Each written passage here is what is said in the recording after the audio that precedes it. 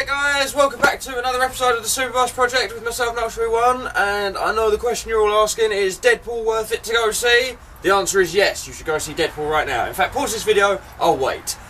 With that out of the way, this board is the board that used to hold all the lights and stuff on it. I am going to cut this into 3 sections, one to go above the sofa, one to go above the bed, and then there's going to be one in the middle with mastic down each side. This means that'll be in the bathroom basically. Each one will have an LED on it, LED strip, and yeah, so I'm going to crack on with that now. I'm going to cut there, I'm going to measure, and then I'm going to cut the wood, and then I'm going to put it back in with the correct wiring on it hopefully. So yeah, let's go. Alright, so this is one set of the strip lights that LED gave me in, that E.G. gave me in Sweden. LED strips, and from the looks of it, I didn't notice this before, but I think you can cut. Let me see if the camera can focus on that.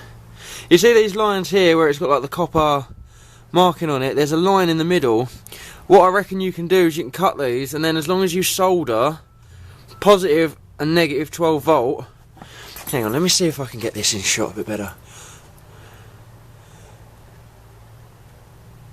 No, not really. Okay, so this line here, you can cut this line here, and then as long as you solder onto the positive, which is at the top, and the negative, like it is here, you can then make another section of lighting out of these by, you can have that little section, or that little section, or you could have a whole long section, which I think is what we're going to do, and I might just ask E.G. where he got these and buy more of them, because they look pretty good, but I haven't tried them out yet, so we're going to test them, see if they all work. And we got 2 of them here, which is nice. Means I could do this side today, basically, is what this means. And yeah, so massive thanks to E.G. for these, and I'm going to plug them into a battery in just a second. When I find a battery that's suitable to plug them into. I think I could use the one off the van, probably. That shouldn't be too difficult. Oh, look at that, they're about the same length as well. And I think they come with M3 sticky tape on the back as well, so that makes things easy. Yeah, they're about the same length. What I might do is I'll put if there is a difference, I'll put the shorter one in the bedroom, because I don't need as much light in the bedroom. But yeah. Okay, so I needed a set of these things, and what I've done is I've taken them off the solar system. This used to be all one wire, so this runs into the solar system, and then these run onto whatever battery you're trying to charge. Or rather, they should really go into a charge controller. But I want to be able to reuse this again in the future, so what I've done is I have made it so I could just slide this stuff all back together, and on the LEDs, look at this, isn't this clever, I've also put spade and terminal connectors. So now what I can do is I can plug these into the crocodile clips, test them against the battery. When they work, I can disconnect them and then use these connectors on the actual wiring that's going through the rest of the bus. I'm gonna stick these in place if they work. I'm gonna stick them in place, and then I'm gonna run the wiring, but I'm gonna make it so the wiring I can access it from anywhere in the bus, because right now the electric box is here, but when we move I want it to sort of be in this area, along with the like power in at the back there. So I've got to run the wiring. I'll either bring it this way, or I'll bring it down through the thing that's there and then across. But if I brought it across down here, this is where the bathroom's going, so really I suppose we want to keep it high. So I'll run the wire down here, so I'll run the wire, screw it in, screw the single board back in, run the wire, screw the next one in, run the wire, and then screw the next one in, run the wire, and then by the end of it I should have 3 really long wires coming down here, ready to plug into whatever, and I'll put the spade terminal connector doodads on the end of them, so it's all easy. So yeah, onward! Right, believe it or not, the closest battery I had access to was actually the one in the cab, but here you go, all these LEDs are working. Don't they look amazing? That's so cool. And I think all of them are in fact actually working. There's not a dead one on that strip, so many thanks Mr. E.G. Super Champion Light Provider. So yeah, okay, so while I was clicking all this back together, I was like, oh, but these things are going to need switches. So I'm hoping I've got enough switches in my box, but if not, this is going to have to wait. Or it can wait, really. I can wire it all in and then have like a switchboard somewhere that's just like bedroom lights, bathroom lights, whatever. I'll probably have the ones... Sorry, excuse my sniffing and snuffing. I'll put the light switches for these lights, so the lights that are going doot, doot, doot, you're gonna have to bear with me, I'm using the tripod here, I probably shouldn't be. Let me step back. So these lights along here will all be controlled by a set of switches down here, so we'll have bedroom, bathroom and the end one. That's what I liked about the other ones actually. The other lights had got built-in light switches, which was great, that was perfect, didn't have to worry about anything then. But they took so much power. And then the ones on this side, they're all going to have their own switches as well. Or I might make it so these are all connected to the same switch, perhaps. And that will save me switches and also make more sense because the only reason we're putting lights in on the other side is if the lights on this side go off. So I've got emergency backup. So I'm going to look for some switches now. I'm going to disconnect these before I burn them out off my van battery or run the van battery dry. So yeah, I'm going to get on with that. And I'll catch you back up. Un momento, por favore! Okay, so I've got these light switches here from the Superbus Mark 1. And that's what's going to go in this little hole here. And that's going to be the light switch. And then somehow we're going to run, I think we're probably just going to have to cut a hole, another hole next to the light switch and run these wires down the back and then back into the front. So it'll kind of look like that. And then the light switch, you flip the light switch on, and this has got an LED in it as well. So when you turn that on, it's like glows. And so that'll be kind of an interesting thing. So if this light works but the rest of them don't, like if you turn this on and this light's on but the rest of them don't, then you know you've got a problem. And since now all of these boards are really easy to take out, it will just be a case of replacing this. I don't even think the whole strip will go bad. I think just because what I think it is the positive, negative are running up each side, and then across the LEDs are just across like that. I think that's how it works. So when one goes, it doesn't take the rest of them out. There's a word for that. It's either series or parallel, but I'm not smart enough to know which is which. So yeah, that's that. So if there's any problems with that, we can replace it pretty easy. That's cool. I now need to find a hole saw drill type thing. Not a drill, because we haven't got a drill bit big enough, but like one of those hole saws, the sort that we use for the reversing camera. Same one of them, and that'll be perfect. And then right next to it, I'm going to have this so it folds straight down and then back up onto the switch on the other side. So you won't see any wiring on this side if I can help it. One thing I'm a little bit worried about, like even though these are in like some sort of gel layer coating doodad, I am kind of worried about the ones in the bathroom because these ends are pretty exposed, and so yeah, I might have to figure something out. Is there any way on the back that we can... I'm thinking if I... with the other ones, or the ones that are going in the bathroom, if I just drilled straight into the copper and then had it so the wall was masticed all... Oh, actually what I could do is I could do this to the wall and then just mastic around it. Okay, yeah, no worries. We can protect it somehow, it'll be fine. And I don't think mastic conducts electricity. Lindy Beige. Lindy Beige is the reason I don't think mastic conducts electricity, but there you go. So yeah, I will catch you back up once I've put that switch in its place and put the LEDs on. Okay, so I found this battery and I got this wire here. Now this wire, considering that the electrical box, this wire goes to the pump, right? I should probably preface this by saying that, or prefix this by saying that. So this wire goes to the pump, and since we're moving the pump and the electrical box, but these lights are going to be at the top there, we can now make use of this wire that's like super too long for this pump now and run that along the top there and dangle the connectors down here. The switch is all wired in, the lights are all wired in, pretty much ready to go, to be honest with you. I'm gonna use this wire, connect it up to there, put this back up in the wall, and then run the cable in along the back there and down. So there you go. I'll get on with that. I've staple boarded all this back together. It's still a bit rough looking, and there's a massive hole on the front. Like this switch doesn't fit properly. Might have to find something else, or I might have to find a solution. But it's good enough for now. And considering I can now take these panels out, I can fix that anytime I want. Like I could even get a new bit of wood and drill the hole differently next time.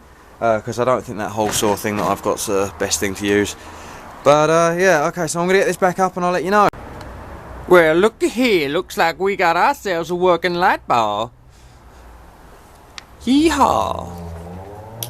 I could wire it in so the switch lights up at the same time, and I think I'm going to do that because safety, like not safety, but it will tell me if the LED in here works, then, and these ones haven't come on, then I know there's like a loose connection between the switch and the LEDs, or there's something wrong with the LEDs. So yeah, I'm going to switch that over now. In fact, I could probably do that while you guys is watching. Let me adjust this real quick. Yeah, there you go. Right, so this is all connected up to the battery right now, so I'm going to try and be careful. And it's literally just a case of you've got to hold the switch because it likes to move about. And then take this spade connector off and just put it on the other one, on the other leg, which I think is meant to be ground, but I've wired this switch up in such a way that that doesn't matter. Now, anyway. Right, so let's put the light board back up. I think it was around this way last time. It's going to be up the other way on the wall, I'm pretty sure though. Alright, can you still see that? Yes you can. Alright, let's move the camera actually. And right, so now when we turn this on, oh, the bulb in that one doesn't work. I might have gotten something wrong. It worked during the test, or might just, oh no, it is on. It's just too dim. Yeah, when I tested it with the van battery, it worked perfectly. So I guess this LED is just super dim. I guess it's because this battery is also very, very old and very, very low on power. But the LEDs seem to be coming on alright. They're a bit dim as well. So I'm going to stop this test and put this up on the wall, and hopefully everything will be cool. Great success! And it's up on the wall. Awesome, huh? Right, I made a mistake. I need 50 inches. I've just gone up and checked the bed again. I don't know why, I don't know what happened the other day, but I measured it. For some reason I wrote down 40, it's actually 50 inches, so I'm not going to be able to make the bathroom any bigger, which is kind of, I don't know, a good thing considering we've now got more space in there anyway because there's a square floor, and it means I won't have to change any of the walls over. So I'm going to measure this out to be 50, and yeah, then I'm going to cut it, refabric it, fit the lights and then put it back up. I might have to settle on the sort of 46, 47 mark, maybe even 45, because there won't be enough room for the bathroom. Like, I'll actually have to shrink the bathroom if I don't get this right. So yeah, I'm probably going to go around this area somewhere, and then, because that, if I go around here somewhere, it means this has got 3 foot and a couple of inches. So I need to make sure I get this 100% right, because otherwise the bathroom's not going to fit, and I'm going to have to redo loads of stuff with that, and I don't want that. I can understand like people thinking, but if he does this, the mattress isn't going to fit. The mattress is like completely foam, and when it arrived, it was rolled up in a thing. So I'm pretty sure the mattress will still fit, no problem. Like, I've got to take 4 inches off the length anyway, so a few inches off the width is, you know, it's going to crush it into the corner a little bit. If I need to, I can roll the side that's on the door up a little bit and turn that into a sort of fake sofa sort of deal. But yeah, so this should be fine. Or not even a fake sofa, but just somewhere for the extra stuff to go, but it'll be easier to relax there. But I'm rambling now, so let's just get on with this. I'm sort of what's the word, procrastinating. Okay, change of plan. Here's what we're going to do. There is definitely 50 inches between, at least 51 inches between the sink and the rear here. I've just measured it. And the bathroom is like the only other solid thing. So if we put the bathroom in now, right, then before cutting this, I don't want to cut this until I'm absolutely 100% sure. Put the bathroom in, get it in as tight and as nice and up and close to this sofa as possible, and then do with all this, because I want the panel that's going in here to fit inside the bathroom, and then I might put seals around the edge instead of masticing it, just so I can take it in and out, no problem. But I'm going to put the bathroom in first because that's like a really important thing, and that is going to stay the size it is whatever we do with it. So if I put the bathroom in here, and then when that's done, I can put the bed in here, and there won't be any problems. Like, it doesn't matter what size it will be, because the bathroom will already be in, and I can make it like 47 inches or 50 inches or whatever, as long as the bathroom's in and there's no problems with its fitment.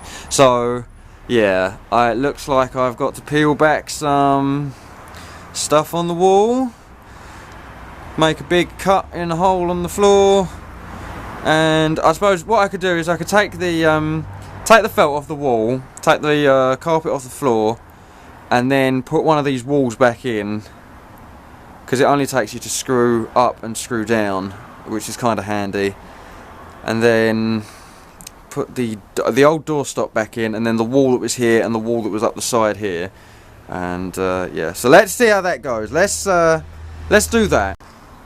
Okay, so we've cut some carpet out, we've put this wall in. It's not screwed in or anything yet. I do need to straighten it out, knock it into place, and I do need to cut some of this stuff off the ceiling, but the advantage of that is if I cut this stuff off, I can move it back here, so awesome. And this carpet down here might be a good replacement, or just to cover up what's here, so that might be neat. I might be able to still use this floor to do this floor though, so we'll see. But yeah, I'm just going to take this stuff off the wall, put it here, same with the ceiling, put it here, so all this damage that I did last time when we put the thing in, no matter. So yeah, this wall, next thing to go in, I need to screw it into the roof, I need to screw it into the floor. I might be getting ahead of myself here, so I'm going to need to take a few minutes to just work out what I am actually doing. I think there's a pipe on the other side, and then that place. But before we do that, we're going to run.